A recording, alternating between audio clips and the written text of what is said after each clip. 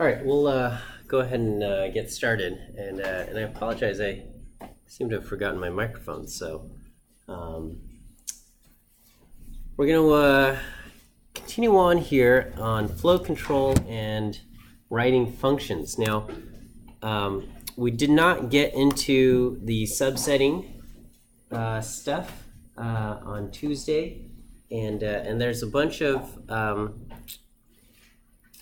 I don't know, stuff in the notes that you should just kind of review and play around with.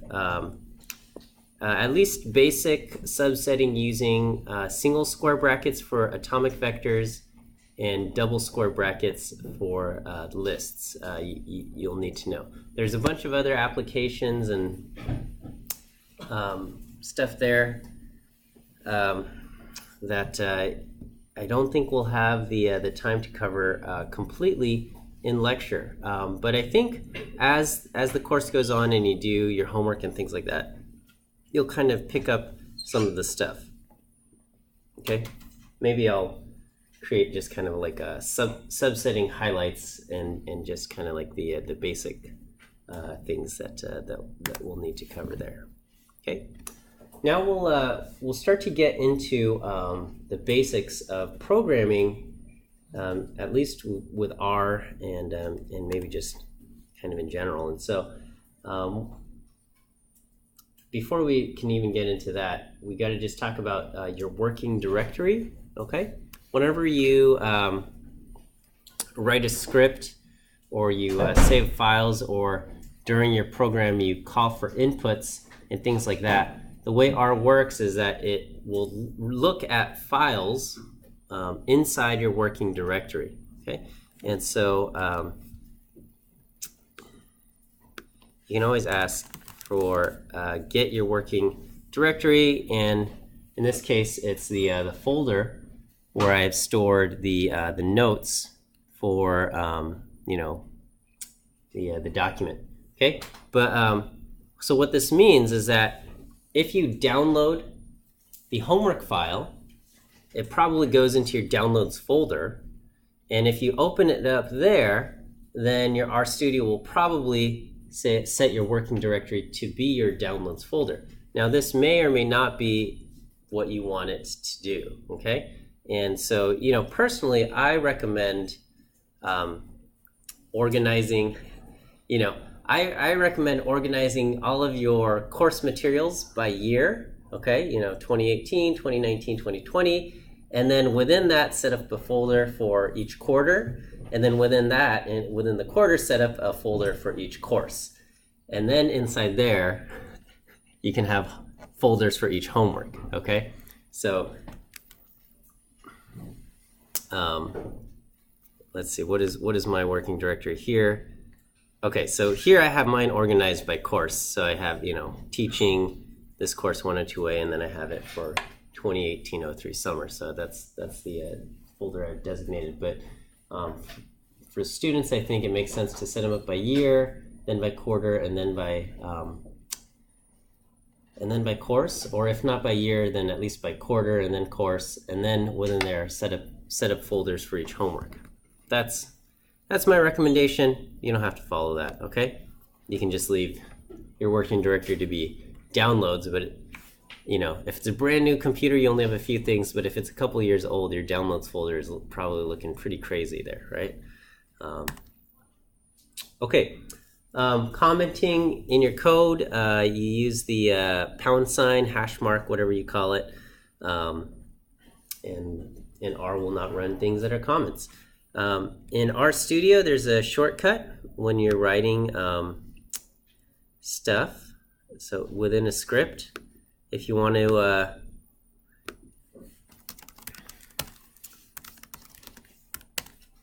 all right, if you just want to comment a bunch of stuff, you can select multiple lines, Command-Shift-C, Control-Shift-C, and that will add or remove comments as a shortcut. So you can take chunks of code and comment them out to kind of disable those lines of code. You can clear out your environment. In general, I recommend in RStudio under global options, I recommend deleting in general. When it says save workspace to R data, I recommend having it set to never, okay? So that way, when you start up R, it always starts off with an empty environment, okay? And it also forces you to get in the good habit of saving your work and saving the files that you need to save and the information you need to save manually rather than expecting it to still be there when you open it up in the future, okay? Because if you ever switch to another machine and you were working on something and you're expecting those same things to show up somewhere else, that's not going to be the case, okay? But, as you run things, okay, stuff appears in the environment. You want to delete those out, clear those out. You can just hit this button, the little broom, and that will delete everything out of the environment. Or you can just do RM. Okay, RM will remove things. So you can say remove X. What did I do? Oh, RM X. Okay, and it'll delete that. Or you can just say ls will list off everything that's in your global environment, and you can say RM, and you provide it the list of everything, and it will delete everything out for you. Okay, so RM list equals ls says take the list of objects, and there you go. Okay.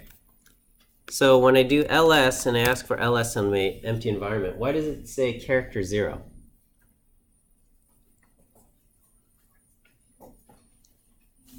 So let me just show you again. When I have x and y in there and I say ls, what does ls return? Ls returns a character vector of length 2, because there's 2 objects in my environment, one with the name x and another with the name y. Okay. When I remove everything from the environment and I say what's in my environment, ls wants to return a character vector. That's what it's supposed to do, but it says I've got nothing to show you, so I'm returning a 0 length character vector. Okay.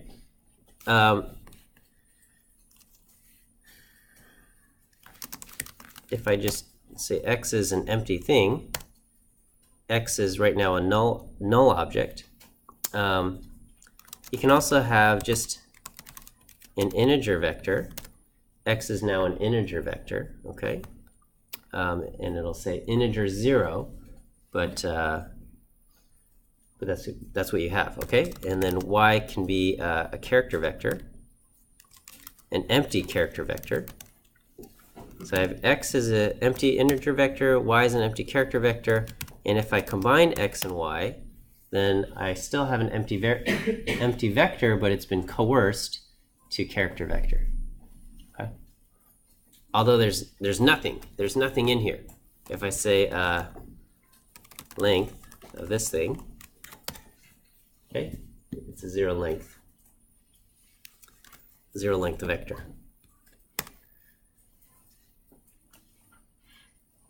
Okay, you can write scripts, and when you write scripts in R, they run up here, and then if you just want to run lines of code, you hit Control Enter, and it sends these lines down into the console. Command Enter if you're on a Mac. Okay, or you can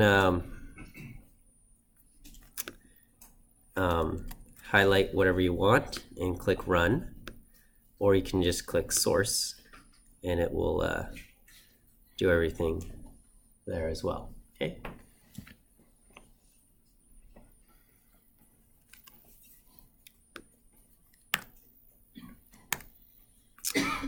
All right, so that's kind of the basics with the interface. And then if you're using R Markdown, you're familiar with, that's the other homework. Let me pull up.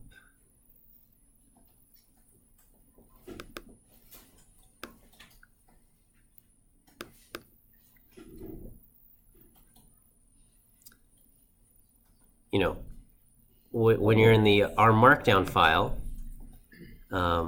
you can just hit the play button in the section, and it will run that code right there. Okay, giving you a preview up there as well.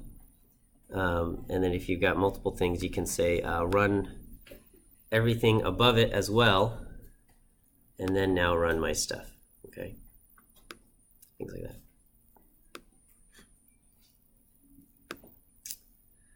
Okay, so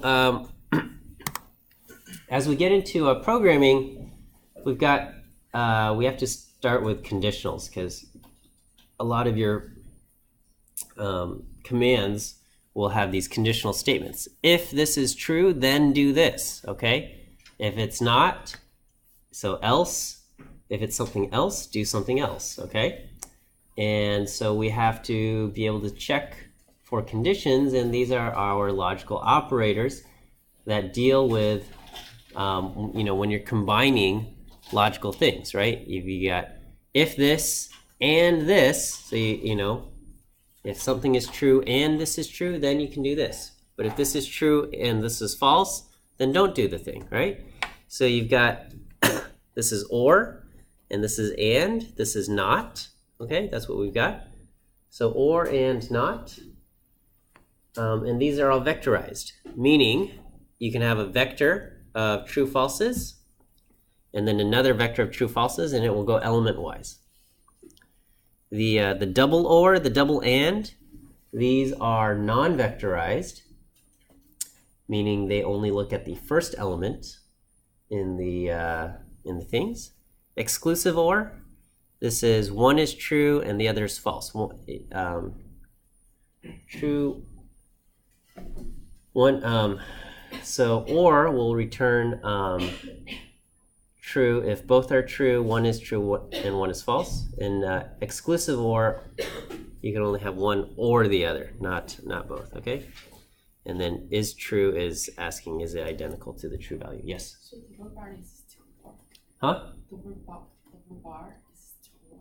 Double bar is just regular or, except it's non-vectorized. Okay, so these will allow you to, like, if x is a vector of 4 values and y is a vector of 4 values, it will do element-wise comparisons of true and or. Okay, this one is if x is a vector of 4 elements and y is a vector of 4 elements, it ignores everything other than the first element. It only looks at the first. Same thing with the double and. The double or and the double and. Okay, and that's what I said. Okay, the non-vector examines only the first element of each vector. Okay, and that's what we've got. Okay, so here's a few examples. Here, x and y, we've got true, true, false, false, and false, true, false, true. Okay, if we say or, then whenever you've got at least, if one or the other is true, then it's going to return true, and it returns false only when both are false. Okay. However, if we do the double, it only looks at the first element, true and false, and it only does that. Okay. Same with the and. Both of them have to be true in order for it to return true, so it returns true only in this case. The double and, it only looks at the first element of x and the first element of y. Okay. Exclusive or means one has to be true and one has to be false. Okay, so we've got true, false, that will be true. However, true, true, and false, false returns false for exclusive or. Okay.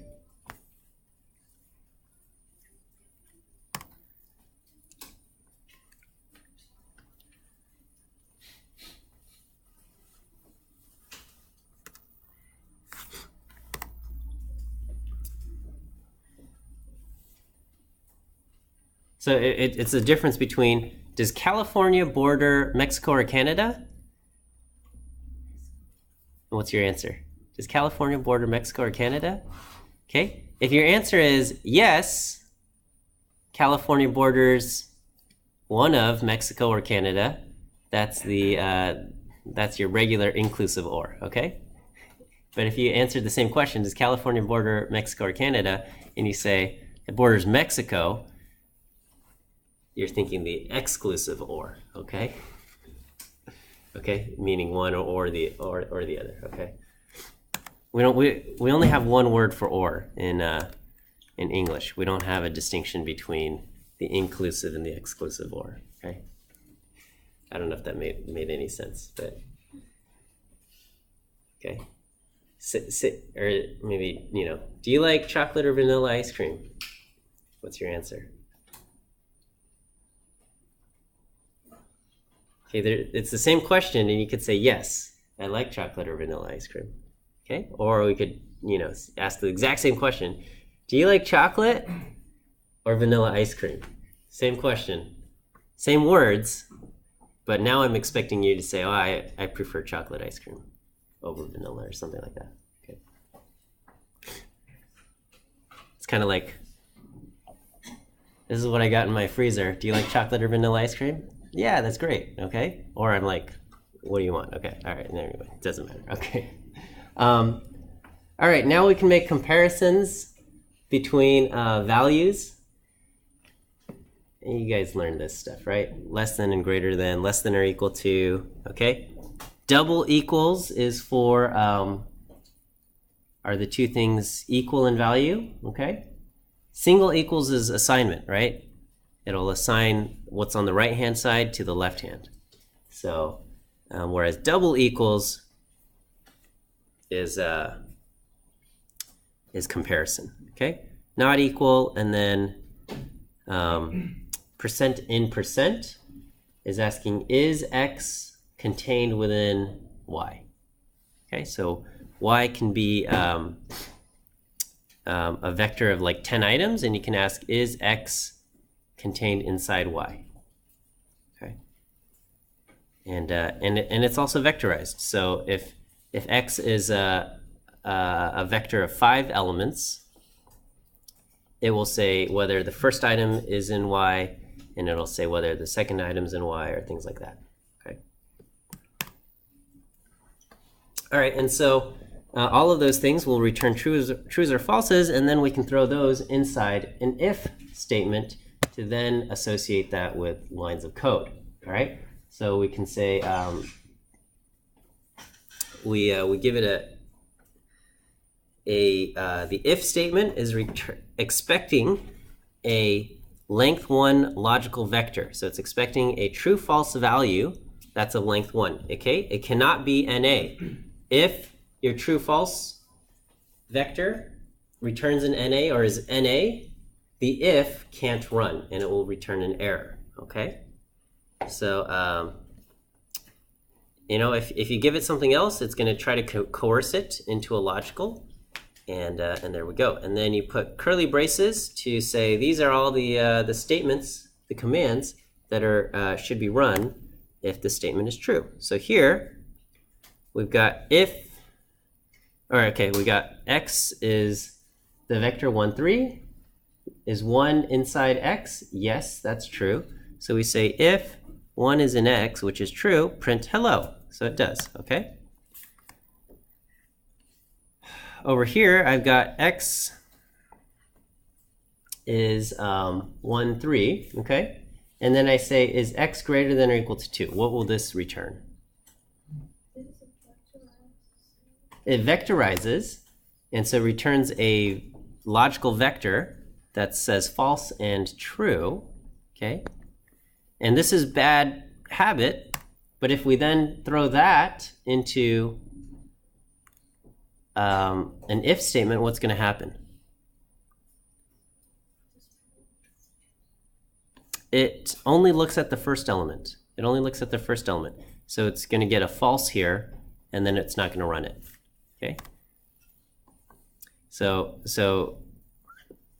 it doesn't run this part, but it gives me a warning. It says, the condition that you gave me has a length greater than 1, so only the first element is used, and so I'm not going to do anything, because it's going if false, and nothing happens there, okay? And again, if you get something that's NA, right? So let's say,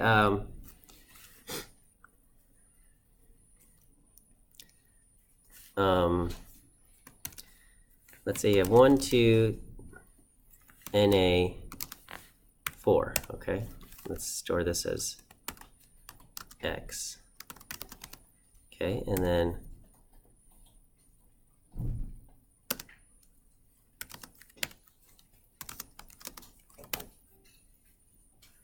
okay, so you got true, true, Na, and false, y greater than this. Okay, so let's say you did if y is greater than the first element of X, print yes, okay? So if you do, if y is greater than X, is 3 greater than 1, then we get an answer, right? Okay? 2, we get an answer. What's going to happen when I go to the third element? Okay? I get an error. It says missing value or true false is needed, right? Because what's the third element of X? The third element of X is missing. So if I ask, is y greater than the third element of X? Y says, I don't know, right? Because it's just, here's a box. And I say, does the box weigh more than 3 pounds? But I'm not going to tell you how much it weighs, right? So your answer is, I don't know. I can't tell if the box weighs more than 3 pounds, right? Is this bag heavier than 3 pounds? Well, I don't know. It is, but you don't know that, okay? And so, so when we try to throw that into an if statement, okay, R says, I don't know what to do, okay? I can't do anything, and it's an error, okay? And then for this one, is y greater than the fourth element? It's not, so it doesn't do anything. It just does nothing. Right? It's done. Okay, so anyway, that's what we have there. Okay, so over here, to avoid getting warnings, okay, maybe what you wanted was if any of the elements are true. Any is kind of like or, but for more than 2 things. So or, if you got true or false, it's going to return true, right? And then any is basically if you've got like a vector of 10 items, if any of those are true, then it will return true. Okay. So so let's say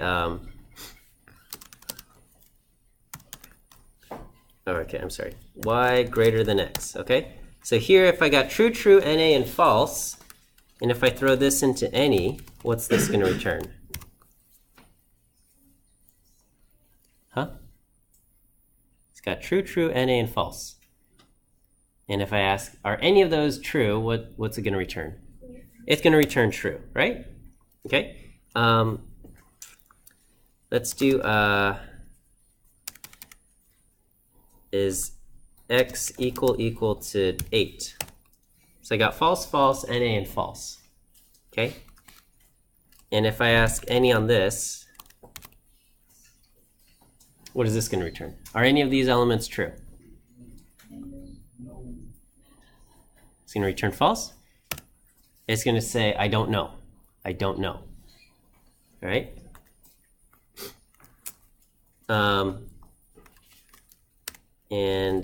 Let's,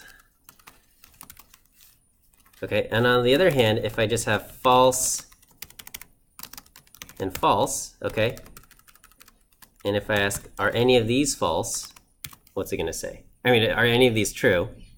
It's going to say false, right?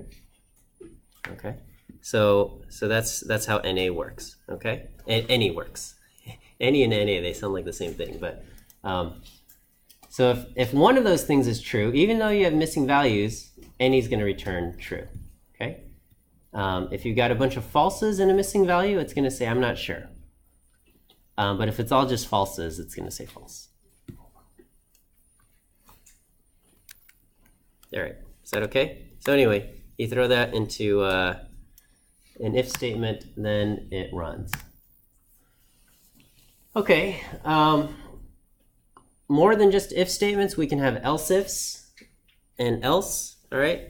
The else statement will only have the opportunity to be triggered if the if statement is false, okay? If this thing is true, if this part is true, then it's going to run this and it's going to skip all of the else statements, okay?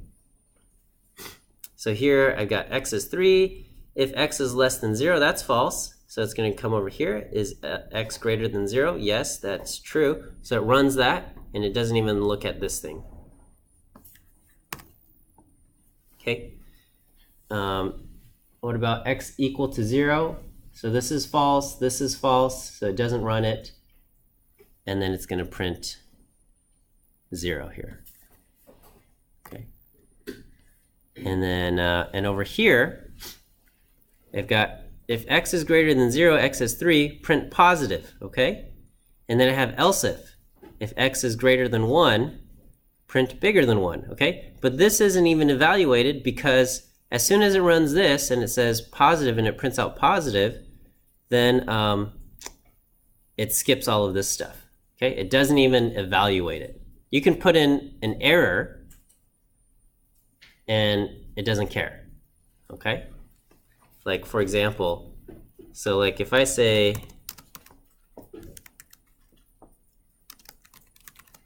try to assign the value true to false, right? Or try to assign the value false to true, it's going to say you're not allowed to do that. That's an error. So if we did that, right? So, but you can throw that into a script, and so I can say, you know, if x is greater than 3, print,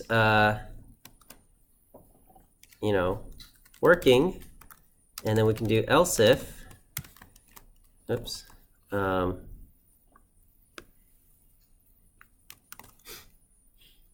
we can even just throw in this thing, okay? This isn't even it's not even a conditional, okay?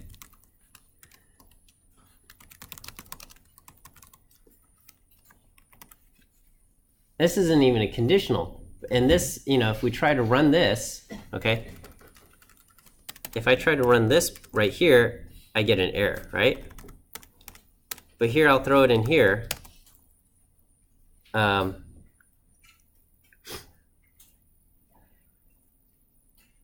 I'm sorry. I gotta assign x to 4, okay? Okay? And it runs just fine. So if x is 4, if x is greater than 3, it prints working, and it doesn't even check this. It doesn't even give me an error of any kind. Okay, because it doesn't even evaluate this. So R is lazy. Okay, if it doesn't have to do something, it's not going to do it. Okay, because if it did have to do this, it's going to result in an error. Okay, lazy evaluation. All right. So that's what we've got. And then you've got the if else, which is handy. Okay, so if the task you're trying to do is just assign a value to something, then you can do, you know, if x is 5, then assign yes to the value n or no to the value n. Okay, otherwise, and you can reduce that to something like this. So you can if else is useful when you're trying to assign values to some kind of object based on a conditional.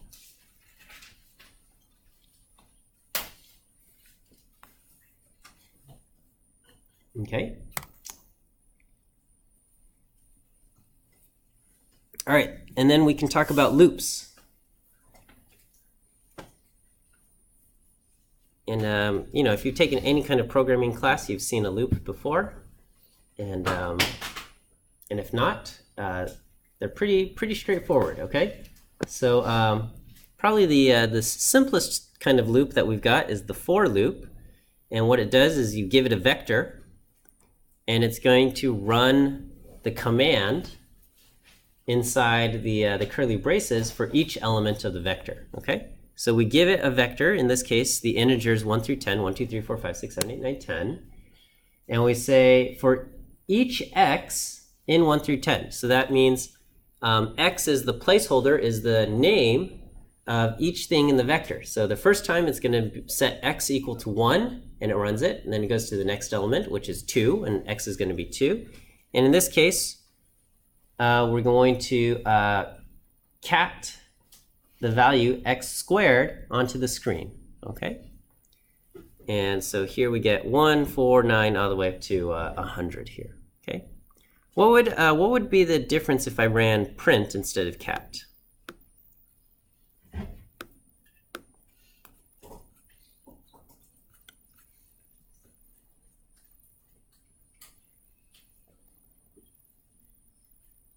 Where did it go? Okay, so here's my here's the code right here. Okay, and if I ran print instead, what would print do? So so if I run this, I get this, and if I just do print, and so I don't need this separator stuff, what would I get? I'll get a line for each value of x. Okay. And then if I did cat this without a separator thing, then it just prints it all without any kind of separations on the screen. Huh? Why? Why? Because that's the behavior of cat. Cat just says, take whatever output you get and just put it onto the screen, okay? It doesn't know that it's supposed to put spaces because we're humans and we need spaces to separate things. It doesn't know that. It just says, all right, I'm getting stuff, I'm throwing it onto the screen, okay? If you want it to do spaces, you can do separator equals, wait, I don't think this will even work. Yeah, so you want it to cat that and a space, okay?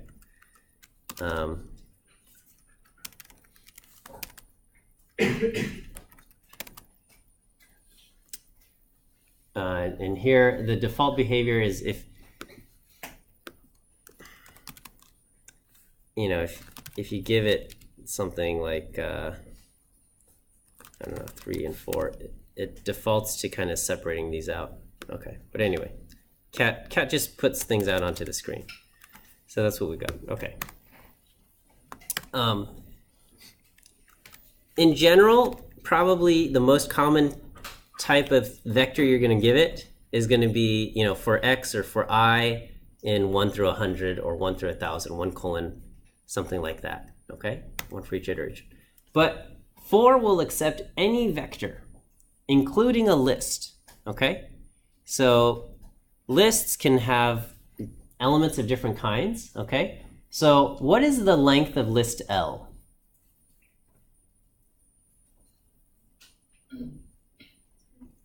It is a list of length 3, right? It's got 3 train cars, okay?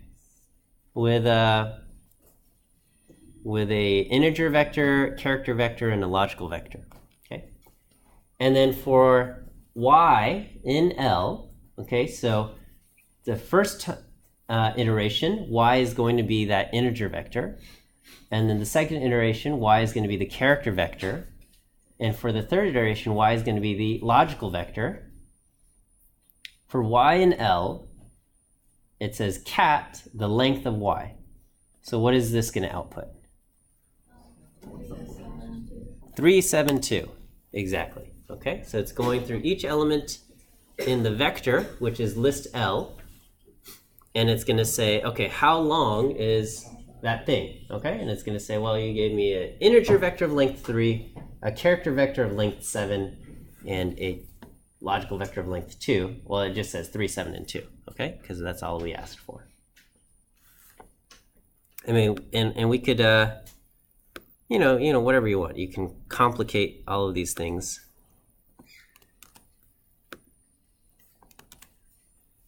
We can say, do this. Maybe we want length, and then we want type of y, and then I'll put in a comma. Okay, and it'll be 3 integer, 7 character, 2 logical, or something like that. Okay. Okay.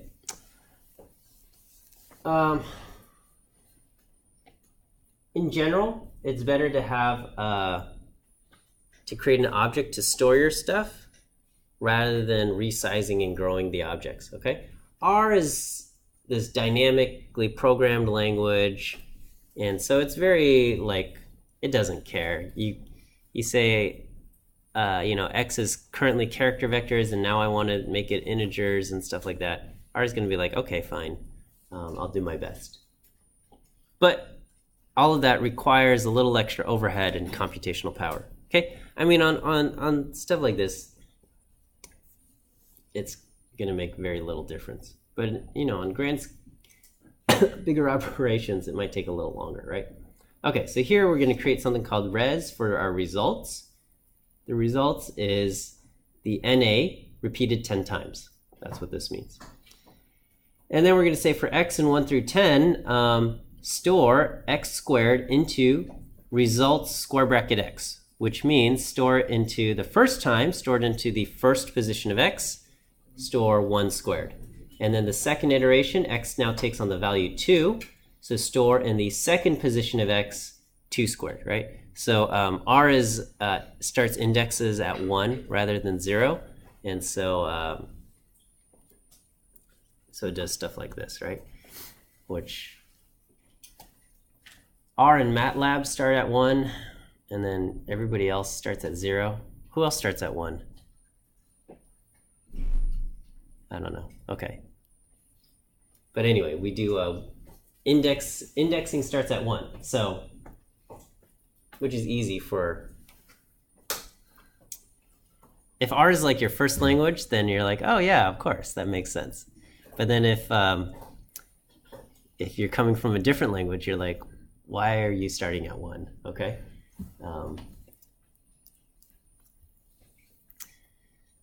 Right. Do you use tabs or spaces? Okay. So that's what we have, and so it's going to store it and then go up to the 10th thing, in the 10th position, store 10 squared. Okay, no biggie. Okay. This works. I have bad. I shouldn't write bad. I should just write less efficient. Okay. Not that this is bad. It works. It's fine. Okay. Here I start off results with an empty vector. Okay. And then I just say grow results by doing taking our current vector results and sticking on whatever result that we have. Okay. So the first time it runs, results has nothing. We combine it with 1 squared, and results will now be the vector 1. And then we do it again. X is 2, 2 squared is 4, and we're going to take our current results 1, combine it with 4, and so now results is 1, 4. And then it goes through. X is 3, 3 squared is 9, and we combine that with our current vector, which is 1, 4, and we get 1, 4, 9. And it grows it each time. Okay? Yes? But what if we don't know the length of the? Yeah, then you'd have to do something like this, okay? Or you'd have to, figure it out, right? Like you're running a while loop until a condition is met, and you need something flexible in size. Then yes, you would have to do something where you're resizing it, okay, until you reach the end, which is fine, but it's going to be it's less efficient, okay, because this requires us to copy the entire results every single time. Over here, instead of doing starting off with an empty one and copying it every single time, I'm just saying, okay, result starts off as 0, and then just grow it, okay? And so the first time we do it, results, we say, okay, we're going to just put it in the first spot, and then put it into the second spot. X is 2, okay? And it says, oh, wait, currently my results vector is only of length 1, so now I've got to resize it to make results a length 2 vector, all the way up until results as a length 10 vector, which is fine. It just requires some resizing operations. I don't want to say bad. I should say less efficient, okay? Okay. On the other hand, we've got something like this, where maybe you do or you do not know how long your results will be. Okay. So here we've got a while loop. Okay. And a while loop will run until a condition is met. So we start off with I equal to 1, and then we have our place to store our results. And here it says, while I is less than or equal to 10, do this stuff, okay? So the first time in position 1, put in 1 squared, and then you've got to iterate I to be the next value, 2, okay? We don't have, like if you're coming from C or Python, you have like a plus equals. We don't have that, okay? You have to do I equals I plus 1, okay? And then you got something, then you go on to the next one, I is 2, and then you run through it, and you store that. And then when I is 10, this is still true, right? Is 10 less than or equal to 10? Yes, so let's do this. Results is gonna be 10. In the 10th position in results, store 10 squared, 100, and then iterate I to be 11.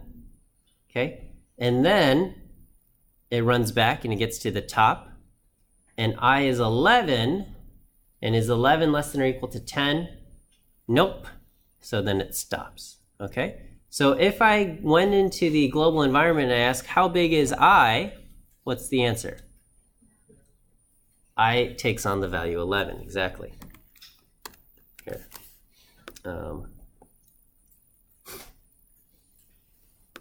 Let me just delete everything out. What if I did this? I less than 10, okay? And if I run this, okay? Oh, you can already see the answers up here. I was gonna ask you, what is the value of I? Okay, I takes on the value 10, okay? And then the value of the results goes up to 81, and we get an NA, because when I reached 10, this equation, or this condition, was no longer met. I less than 10 is no longer met, and so it quits. So it never actually got to put in anything into the 10th position of results. Okay. Okay, and then now we have results there, and then if I ask what is I has the value 11. Is that okay? That's your while loop. Question, yes? What's the difference between the equal sign and the sign? Yeah, no, there's no difference. No difference. At least not in the global environment, okay? There might have been a time when there was a difference. But basically, inside a function, so if you're gonna like print pi, and you want digits equal to 5 or something like that, you have to use equals here. You can't do this. Oh no, maybe you can.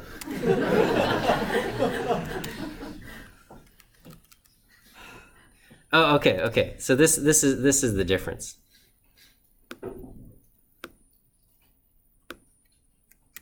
All right, so look, watch what happens in my environment here. Okay, so I say print pi to 8 digits, and it does that. And if I do this, now it's created a digits thing there, okay? But, you know, I mean, this is not recommended, okay? In general, inside the functions, just use the equals, okay? And then in the global environment, when you're throwing stuff around, you can use the equals and the arrow interchangeably and stuff, okay? Yeah, students are concerned about this stuff, but this, I don't know. When I was taught, we always used the arrow. And then, and so that habit remains. But if you're coming over from another language, or if you start working in another language, then you're always using equals, and then you come back to R, and then, you know, your style is now sloppier, and you mix it up. Yeah. Is there any condition we must use the arrow? Is there any time you must use the arrow? Probably. I don't know. I can't think of any off the top of my head. But I don't want to say no. There's never a time when you must use the arrow. I don't want to say that because somebody will say like, "Oh no, this is the situation." I can't think of it right now. But I don't know. Okay. All right, and then we have repeat loops. Okay, repeat loops will run forever until you reach break. Okay, and break is what breaks the loop. Okay. And so here we've got this, and then we have a condition that says if I is greater than 10, now break. Okay, so it's, you know, there's all sorts of stuff, but this is kind of how it works, and there you go. Okay, is that all right? So it's, you know, you'll need to have some kind of condition that will trigger the break statement. Okay, otherwise it'll run forever, the repeat. Okay, break and next. Break will end the loop, and next will skip the iteration, right? So here I've got for I in 1 through 10, and if I %2 equals 0, so this is a modular division, right? Integers. So %2 is basically a check to see if the number is even. I'm sorry, %2 equals 0 is the number even, right? So when 1, you know, mod 2 is going to be 1, but 2 mod 2 is 0, right? 7 mod 2 is 1, and, you know, whatever you want, okay? You divide it, what's the remainder? So if the remainder is 0, meaning is it an even number, then break, okay? And if you, otherwise, well, not otherwise, and if you don't run that, just run the next line of code, which is cat I onto the screen. So here, I is 1 for the first iteration of the loop. This is false, so it doesn't trigger the break. And it cats 1 onto the screen. Then we go to the next iteration of the loop. I is now the value 2. Is 2 divisible by 2? Yes. Break. And now we're done. Okay, so that's break. Break says stop the loop. You're done. Okay, next says, oh, as soon as you hit next, don't run any more code, start the next loop. So here I've got for I in 1 through 10, and then it goes 1, and it prints that, and then it goes to 2. It says, is 2 divisible by 2? Yes. So it goes to next, and it doesn't run this stuff. Okay, and then it goes I is 3, and this is false, so it doesn't run that, and it runs cat, and it puts cat's 3 onto the screen, so on and so forth. Okay, what happens if I had put cat before the if statement? It'll print all of them, okay? Because it'll run these if statements. It'll go 1, and it'll put that onto the screen, and then it'll do 2, but it'll cat the 2 onto the screen before it runs the if statement, and it'll say, oh, next, let's go. But, you know, if the cat comes above here, there's nothing for it to like skip anymore. It does go to the next iteration of the loop, but that was kind of pointless.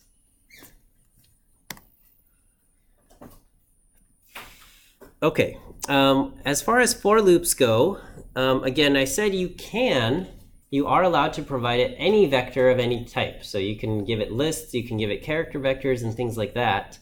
But a lot of times you want to store the results and you want to like keep these in an index or something. And so it's useful, instead of providing the list along, instead you say x sequence along, okay? And sequence along takes whatever vector you have, and they're all equivalent to each other. All of these things are exactly the same thing. So here I've got a list L. Okay, L is this thing. It's a list of length 3, and I can do sequence along L, and it produces 1, 2, 3. This is the same thing as doing what is 1 through length of L. This is a common thing here. And also you can do sequence length of 3, and it will produce 1, 2, 3. So these are all pretty much the same. And so this statement basically becomes for x in 1 through 3. And then you're executing your command there, okay? Which is probably the most common type of for loop statement, okay? So in a for loop, you almost, not always, but this is the most common thing is going to be for x or for I in some numeric integer vector, 1 through 100, 1 through 1,000, something like that. That's generally your most common type of thing, but technically you can provide it a vector of any kind, and it doesn't have to be in order, or things like that, and it will just run the code for each iteration, okay? But oftentimes it is useful to have these numbers 1, 2, and 3, and then what we do there is then once we've called 1, 2, or 3, we would subset the list. In this case, we want to know what's inside the box. So we have L double square bracket X, which will say, okay, there's your vector of 1 through 3, and then ask the length of that and store the results there. All right, is this okay? All right, and we said all of these things are equivalent. Okay. You know, all of the stuff we've done so far could be done using subsetting, or you know, some kind of apply function, which we haven't really even covered. It's okay. R is known for being bad at loops. Okay. The way the R programming language is written, loops aren't it's not good at loops, okay? But loops are fine, all right? If you want something to be done efficiently and quickly, you know, and generally we would avoid loops. We would try to use vectorized operations. But, you know, if efficiency and speed of the thing is what you're going for, R might not be the language that you would even choose in the first place. But what R is great at is, if you're comfortable with the language, you can do a bunch of stuff, especially for statistics and data analysis, in a quick way, because there's a lot of things that R does very well and is easy to set up for. Loops is not one of them, but you need to have loops, and you know you're going to use loops, and that's fine. But anyway, I just have to throw that out there. If you're writing something and you're nesting loops inside other loops, try not to go more than 2 nests deep, because then you'll start to really feel the slowness of R's looping, okay? So if you start, you know, because you could have loops inside loops, okay? So you can have like for you know, the letters A through E, and then for the numbers 1 through 10, and you know, do this, and it will start off with, you know, A1, A2, A3 up to A10, and then it'll go B1, B through B10, and C1 all the way up to, you know, whatever you have, okay? But you could have it, you know, 3 layers deep, and then it would be like A1 alpha, and A1 beta, A1 delta, whatever else comes next in the Greek alphabet, okay? And then it would go to A2 alpha, A2 beta, A2 delta, so on and so forth. And then finally you would get to like B1 alpha, B1 beta, B2 delta, and so on. And you know, you have a lot of iterations, and each of those iterations in the R loop, you know, the looping thing is not the greatest, not the most efficient system usage thing. So anyway, loops are fine. I would say don't nest more than 2 loops inside each other. Try to think of another way if you can avoid that. But this is it.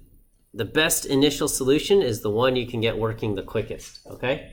And then once you have it working, then you can worry about making it faster or more efficient, okay?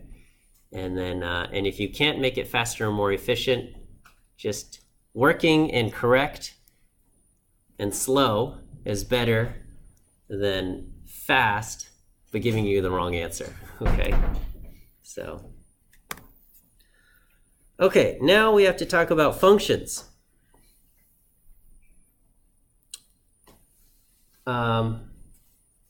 And this is what a function looks like. Okay, you call functions. We've already used a bunch of functions, right? Things like length of x is a function. You type the name of the function, parentheses, and the argument that you want. Okay. But you can also write your own functions, and this is how you do it. You say, this is the name of my function, and then you tell R what it is a function. And then you give it the list of arguments, and then you give it the commands that you want it to run. And then the function will return an object, some kind of output, and that's what the function does, okay?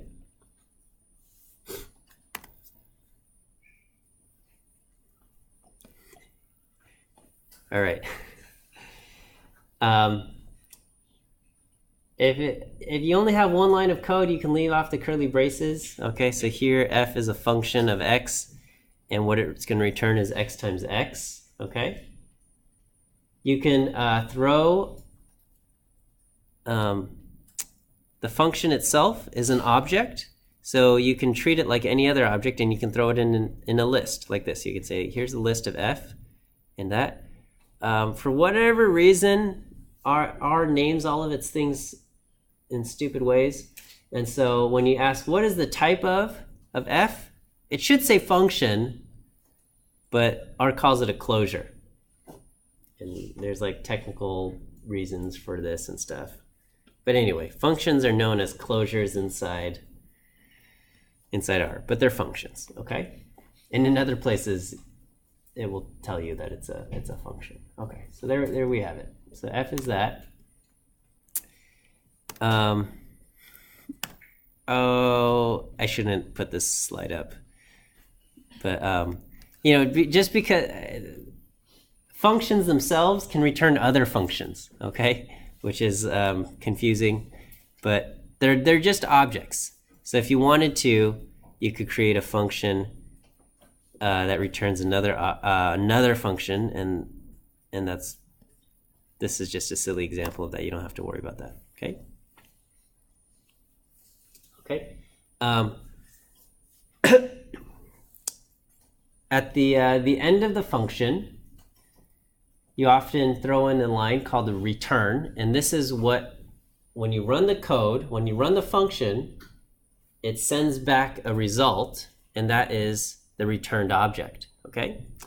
If you don't use the word return, the command return, then it will just return the very last line in the code. Okay, and that's the implicit return. Okay. Now here's an important thing. Once the function reaches return somewhere in the code, it sees its purpose in life as being fulfilled, and it returns the object, and then it dies. Okay, so you could write a whole bunch of stuff, but if you're like I don't know, let's say you wanted to return like 3 numbers, okay? And so you write your function and you say, okay, first we're going to do all the work to calculate the first number, and then you write return that first number, okay? Well, the problem is, and then you write more code and it says, okay, and then you want to return the second number, and you write more code and you want to return the third number. The problem is when you run that function, as soon as it sees that thing that says return this first number, the function is going to say, I have fulfilled my mission. It's like, what was that? Mr. Meeseeks or whatever. It can then be done and disappear, okay? And that's what will happen. It returns the thing, it's done, no more lines of code are run, and that's it, okay? So if you want your function to return 3 objects or 3 items, what you have to do is within the function, you say, here's the first number, and then you store it inside the function. And then here's the second number, you store it. Here's the third number, you store it. And then at the very end, you say, okay, return the numbers, number 1, number 2, number 3 in a list or a vector or whatever it is, okay? And then you return that at the end, okay? Because as soon as it hits return, it's done. No, nothing else will be run. So if you want to return multiple values, you can throw them together, combine them in a vector or a list. So here, we can calculate the values x squared, and x cubed. And then when you run that, you're going to get 2, 4, and 8. Or you can return it as a list, and that's how you can do it, okay? And so, this is just a simple thing, but you could imagine there'd be a lot more work in calculating 3 numbers, right? So if it wasn't just give me the number, the square, and the cube, but it was like, it's going to take in a list and it's going to calculate, well, I don't know, something complicated, then you can do all of the work and then store each of those values. You group them together as a list or a vector, and then you return that thing, okay? Again, functions are only able to return one object, okay? So if you need multiple values, all those values have to be grouped together into a single object. So if they're all of the same type, like they're all numbers, you can group them together into a numeric vector, like a type double. If they're different types, then you got to group them together into a single object like a list.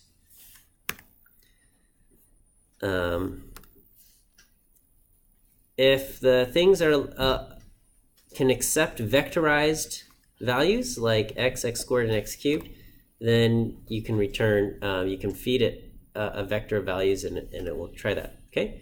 But if statements are not able to handle vectors, right? It only takes the first true-false thing. So something like this will not work if you have an if statement somewhere in there. When you define a function, you've got argument names, okay? So here, we're creating a function of x, y, and z, and what it will return is this string which says x is x, y is y, and z is z, okay? So we say function 1, 2, 3, and it's going to line up 1 with x, 2 with y, and 3 with z, okay? You could rearrange these and say z is 1, x is 2, and y is 3, and it will assign them properly, and it will take 2 and put it into the x position, 3 in the y position, and 1 in the z position, okay? And then if you just specify one of them, y is 2, and then you just fill in the other ones, 1 and 3, then it will fill those in according to left to right default order that they appear in the function definition. So here I'm saying y is 2, and then we got 1 and 3, so the 1 goes to the x and the 3 goes to z.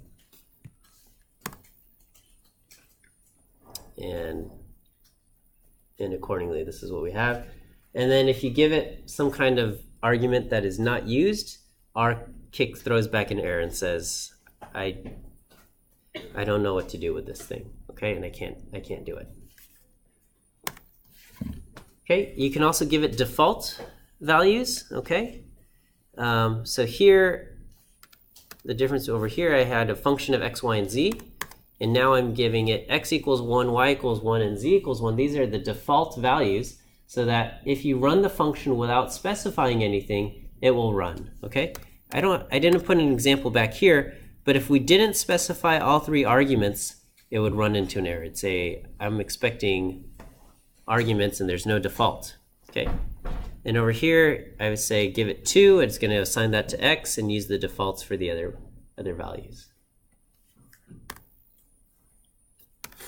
We'll cover scoping a little bit more in greater detail, but the important thing is that if inside the function, so this is not good practice, but you might write a function let's say x, and then inside the function you're asking for a value y, okay? And what R will do is it will say, I don't see y defined inside the function, and it's going to look outside the scope, okay? And you can think of a scope as kind of its own little sandbox environment, okay? And everything that happens, so when you run a function, it kind of creates a new little sandbox environment of values that appear, and they exist for the purpose of the function. And then when that function is done, that little sandbox environment disappears, okay? And whatever was created there is gone, okay? Only the things that you said return these values back into the world, only those things are saved. Everything else will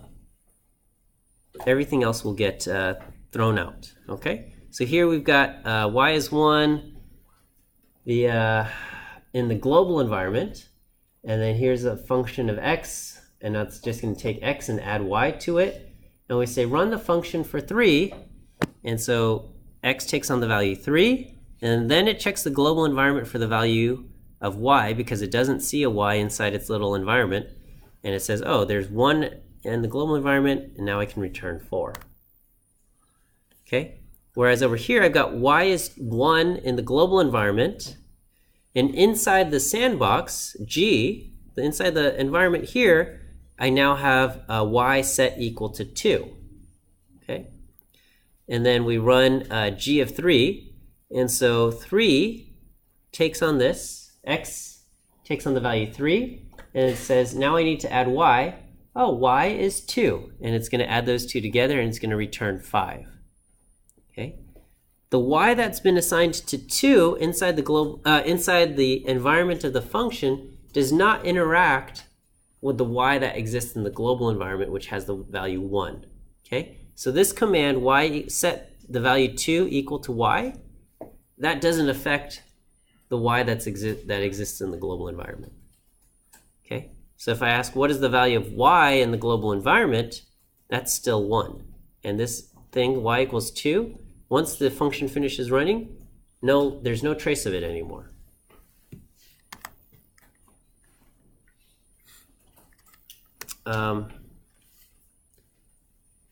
I guess I'm doing more scope stuff here. Yeah,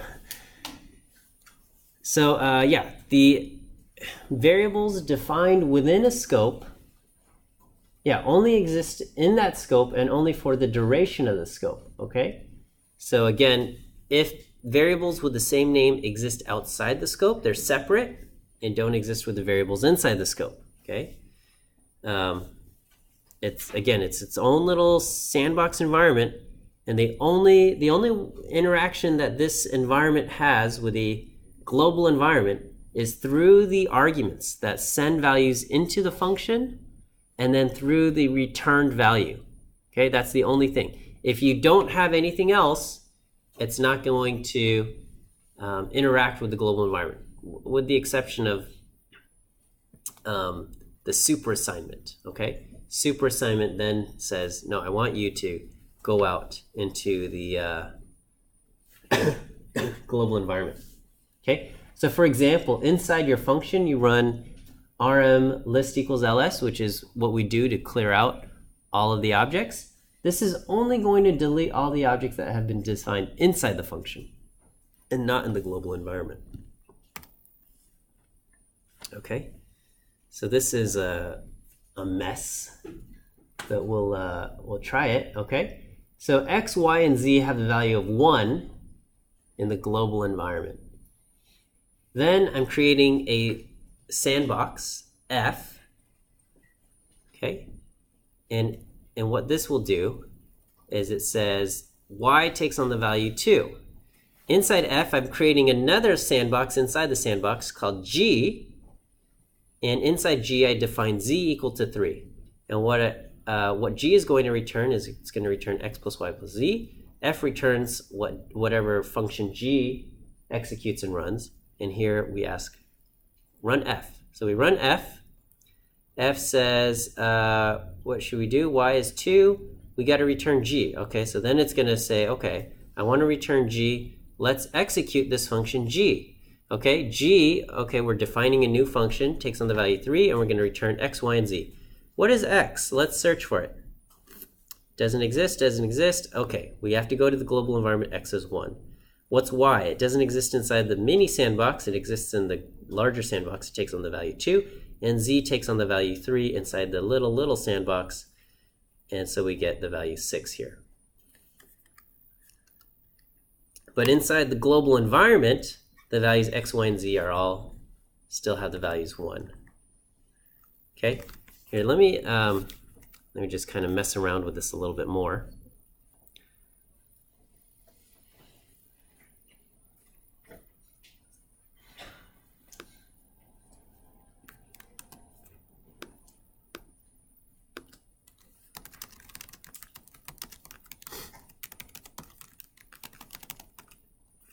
Okay, what if inside here I set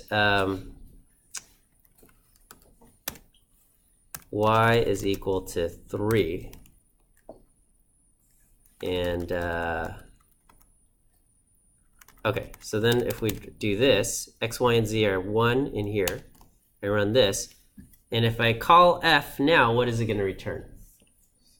7, because when it says return x, y, and z, it's going to find y here is 3, z is 3, and then it's going to search the greater environment, x is 1, okay? And if I set this to 10 in here, okay, here let me just separate these all out.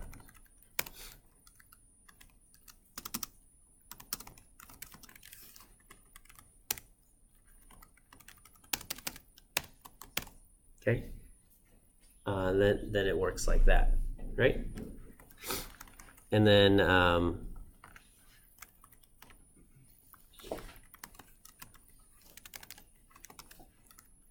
let me see if there's something I can do.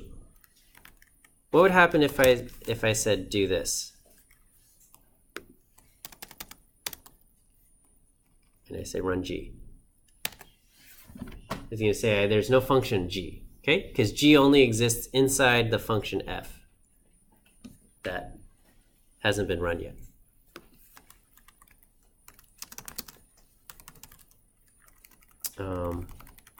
If I call f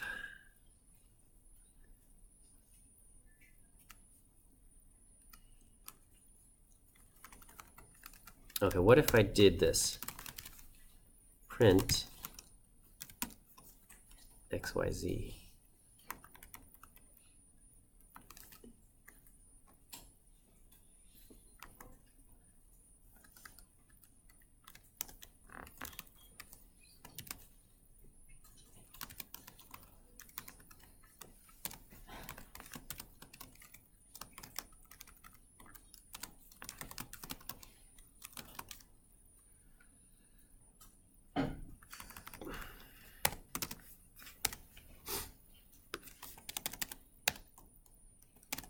Okay.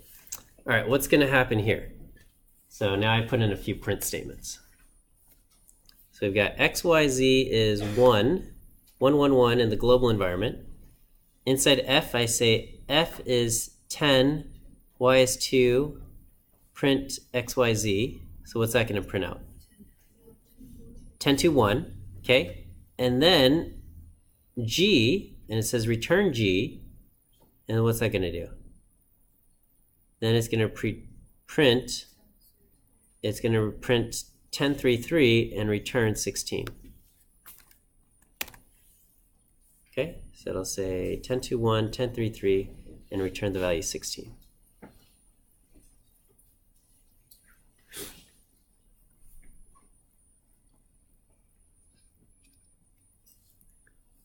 I hope that makes sense.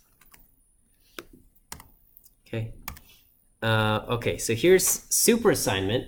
Super assignment, this is dangerous stuff, and I hesitate to teach it to you.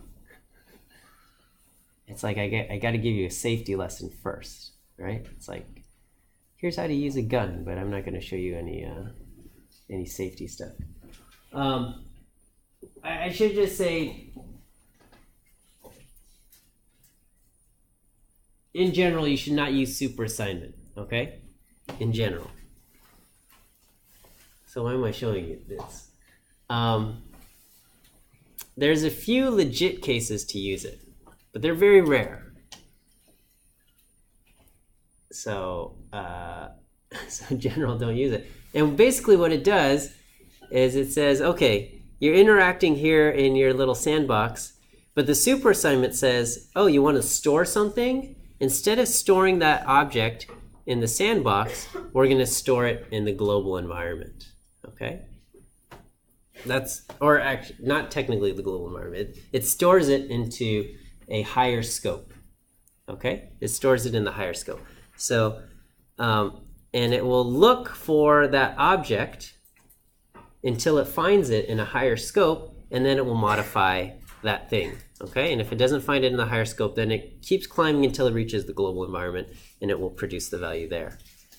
Okay, so here we have XYZ is 111 in the global environment, and then when we execute the command F, we're going to say, okay, we create our sandbox. In our sandbox, let's store the value 2 to y. Oh, but let's store it in a higher scope. Okay, so it says, okay, let's look at the global environment. In the global environment, I see an object y. It has the value 1. I'm going to change that to 2.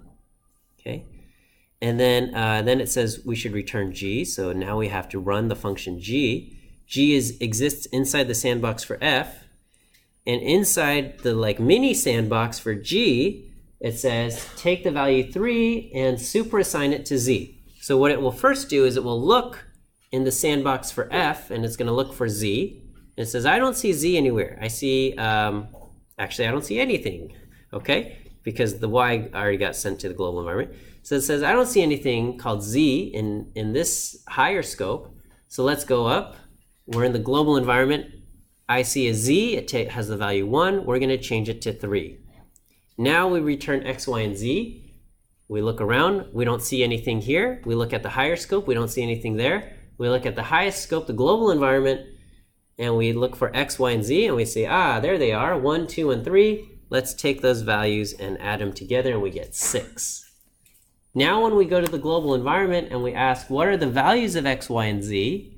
They are now the values 1, 2, and 3. Okay? Now, why is this dangerous, and why do I say this is a bad idea? Okay? Because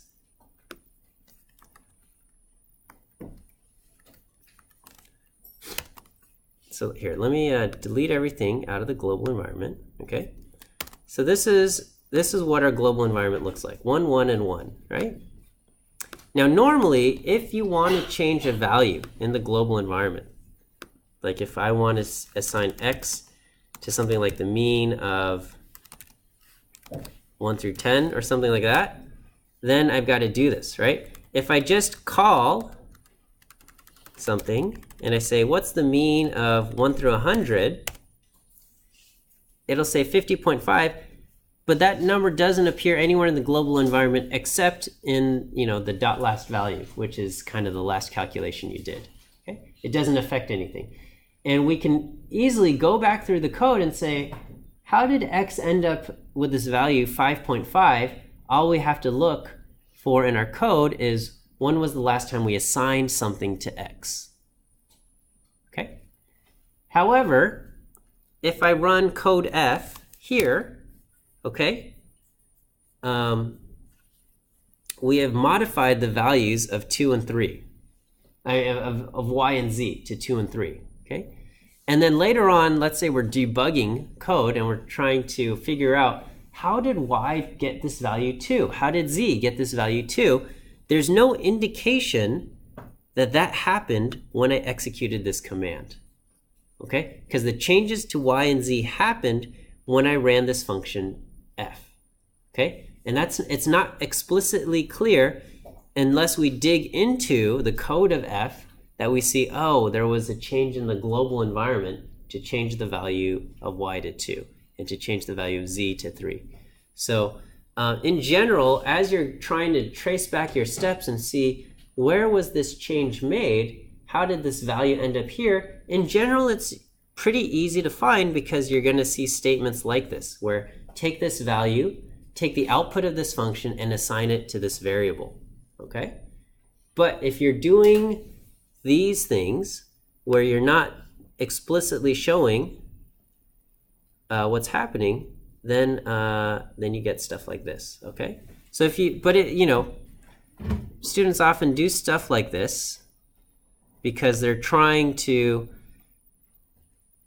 because they want to capture these things. They want to capture 2 and 3, but they don't want it to do it. So how can we avoid doing something like this?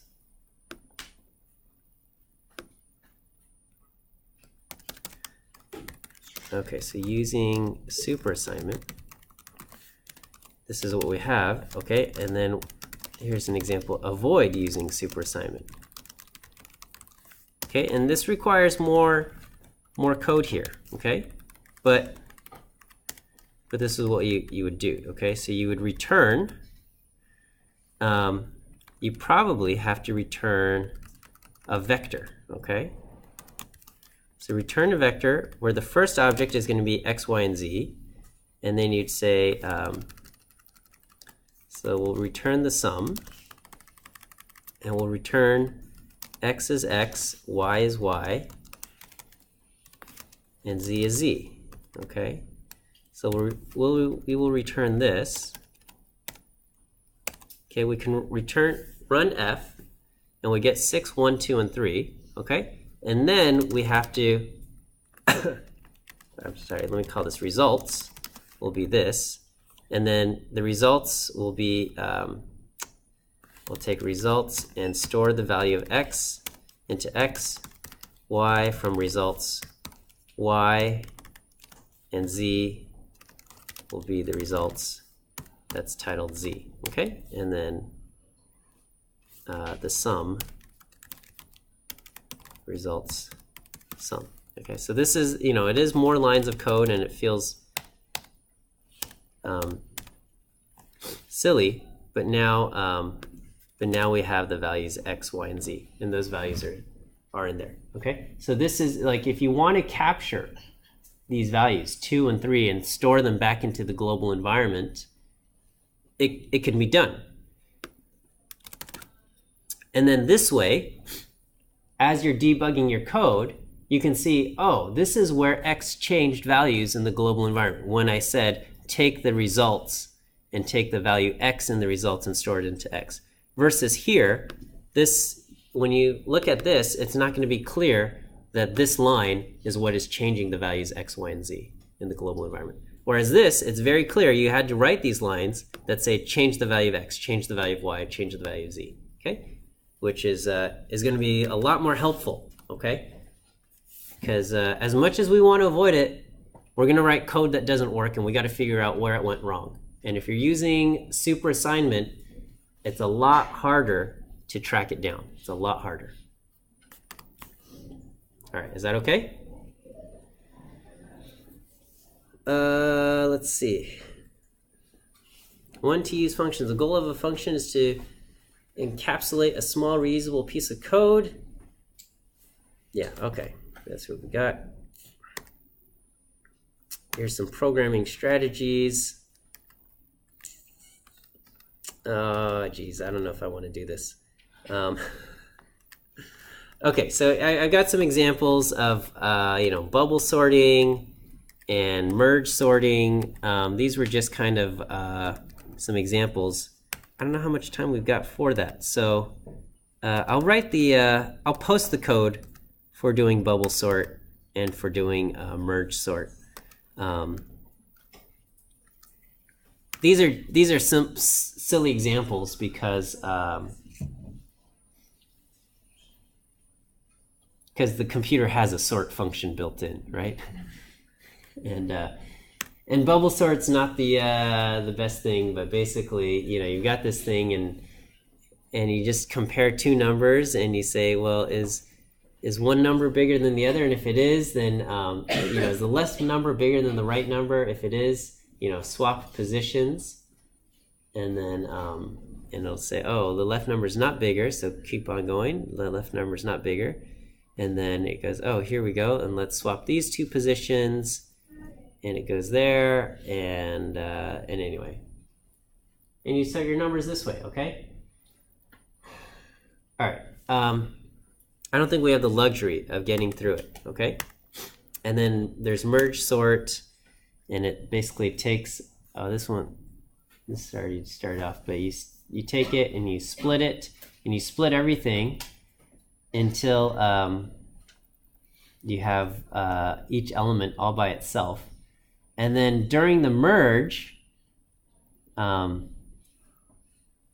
you kind of arrange them in their order like that. And then so the left number is always smaller than the right number. Then you compare the first two elements, and then you look at which one's bigger and which one's smaller, and then you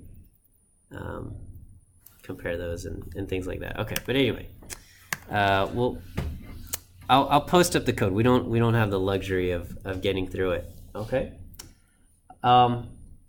Let's talk about debugging, because you're gonna, the first homework, there's not a whole lot of coding that you have to do. I just ask a bunch of stuff about data types and stuff. But in your second assignment, which I'll post next week, or I guess I can post this weekend, there's a non-trivial coding task, okay? You've got to write, I'm going to ask you to write a way to play tic-tac-toe in R, okay? And it's like, for some of you, this might be like your first program that you have to write that's over 100 lines of code, okay? And, for others of you, it's child's play. But you're gonna run into some issues, okay? And we gotta talk about debugging and just some basic strategies, okay? So this is like the stuff, right? So recognize that a bug exists, right? This is gonna be obvious because you run something and you get an error, or you run something and it looks like it's working, but you look at the results and you go, this is not what it should be doing, right? And then you want to make sure that this is something that you can reproduce, right? That this is, you can figure out what is the steps that I'm doing that causes the strange result to happen, okay? Because if it's just kind of like, sometimes it does this thing that it's not supposed to, and I have no idea why, that's not going to be helpful, right? But if you can figure out what is the steps that I'm doing that's causing this thing to crash or whatever, then you can figure it out. And then you go through those steps in your code to figure out the source of the bug, to figure out what it is. And then you try to fix the problem, okay? Fix the error and test. It's like, oh, step 4, fix the error. Step 5, profit. But number 4, fixing the error, this part could be really tricky. Yeah, I mean, 2, 3, and 4 could all be really tricky in their own ways, right? Identifying the cause of the bug, that could be tricky. Fixing the error could be tricky. Looking for similar errors, maybe that's not so bad. Okay. This is a good quote, but I'm not a big fan of quotes in general. But yeah, fixing is the process of confirming one by one that the many things you believe to be true are actually true. Okay? And so you got to break it up into here, let me just give you some tips here. Okay. So your basic strategy is, as you're writing some code, if you are assuming that the code takes on a certain value and you're getting something that's different, during your coding process, print out these intermediary values, right? So, let's say you start off with x is 1 and y is 1 and z is 1 or something like that, right? And then your code is, we're going to write a function of x, y, and z. And then, I don't know, what's something silly I can do?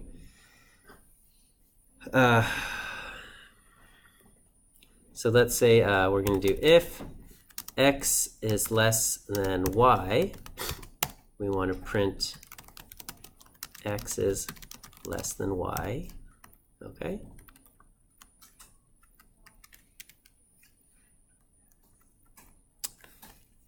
And we run this, okay? So let me just delete everything out in my environment. And let's say this is our function, right? And then we say, okay, well let's do f. Okay, and it says, oh, argument x is missing with no defaults. Okay, so we're going to say x is x and y is y and z is z. Okay, and we run it and nothing happens. And maybe I was expecting it to do something, right? Maybe in my mind I'm thinking this statement should print. Okay, so then it might make sense. One way to do this is you'd write print x is,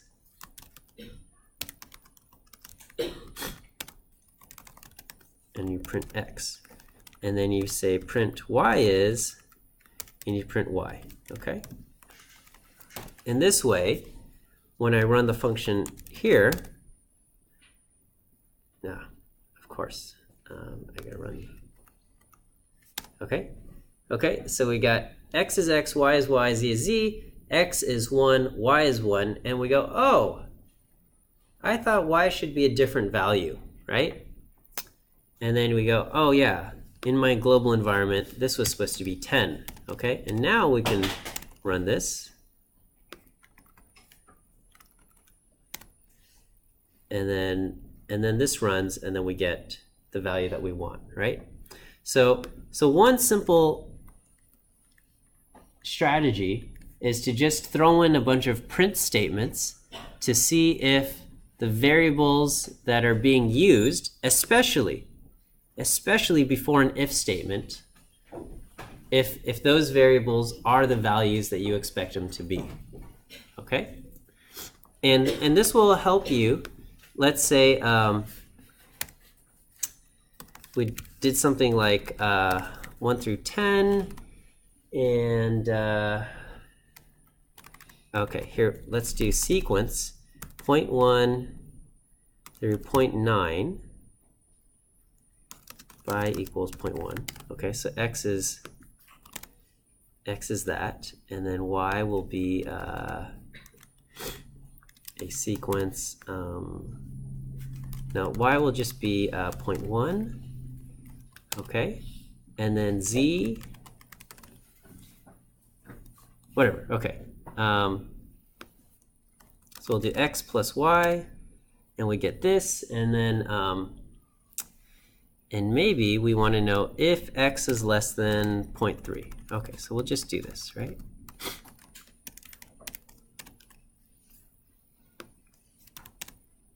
So then actually,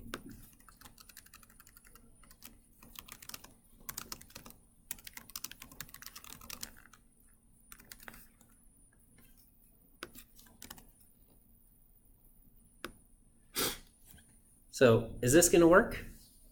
Or I'm sorry, if x plus y.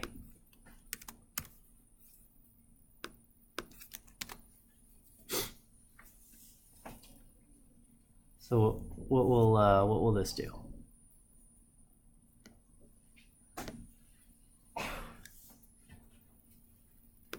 So we try, okay, f x is x and y is y, and then I guess f is just a function of x and y, right? And then it goes x is 0.10222222, y is this, and then it produces this, okay? And then we realize, oh, x is a vector, okay? And so we're not getting x plus y, what we wanted to do is we wanted to probably do like x plus y, is that less than 0.3?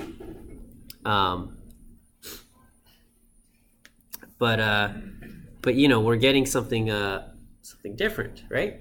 And so so here we realize, oh, you know what? I need to do something. I need to throw this into like a for loop. For I in 1 through 10. Okay. So we'll do, we'll take this, we'll take our f function, and then we will run f for each element of x and y.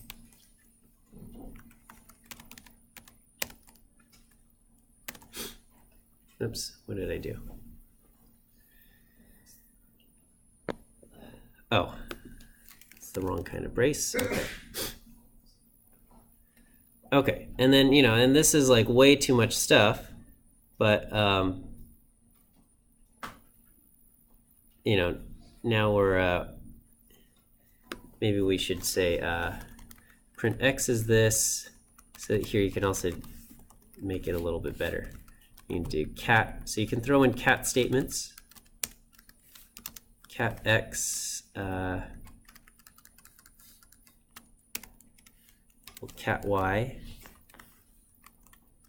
Cat y is y, and then we'll also cat. And this is, it feels very tedious, but sometimes this is what you got to do, okay? In order to hunt down your bug, right? X is 0.1, y is 0.1, x plus y is 0.2, okay? And then so on and so forth. Okay, so that's one way to do it, okay? Another way is our studio has a decent debugger, okay? It's so you got to kind of save your example script, and we'll call this 2018-08-09. Okay, and inside your script, you can throw in some breakpoints. Okay, so let me.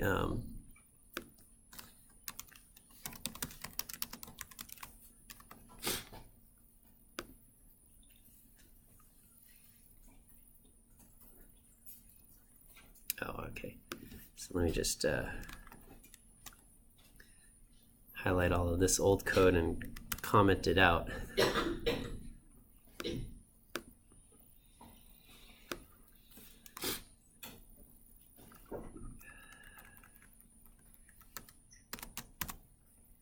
Okay, so you have to save it as a script, but inside your script, you can click on the left margin next to the line numbers. Okay, and then and this will create a breakpoint. And then when you source it, okay,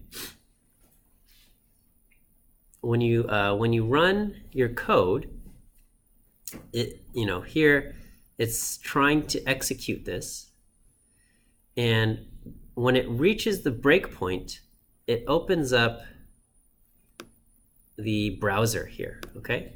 And so you'll notice that the environment, normally it's global environment, okay? And this is kind of the global environment.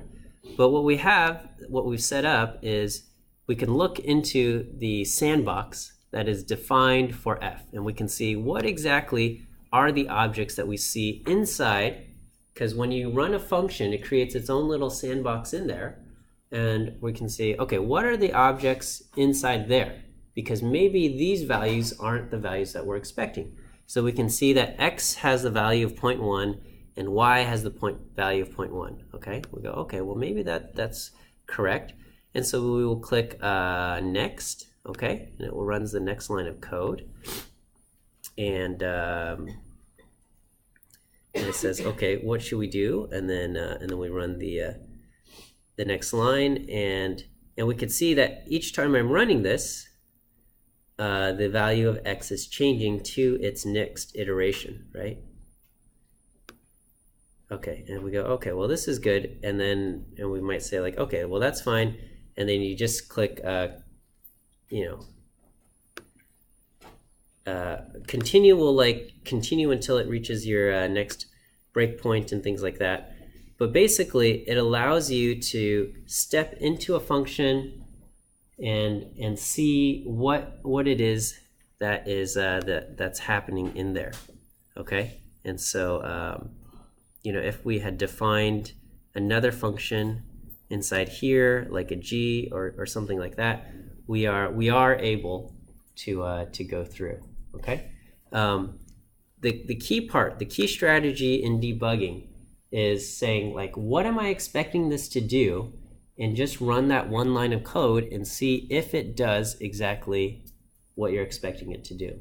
A lot of times students will write something and then they will write like that thing works, and then I don't know, they copy it, or like they're trying to expand on it, and they just do way too much all in one step.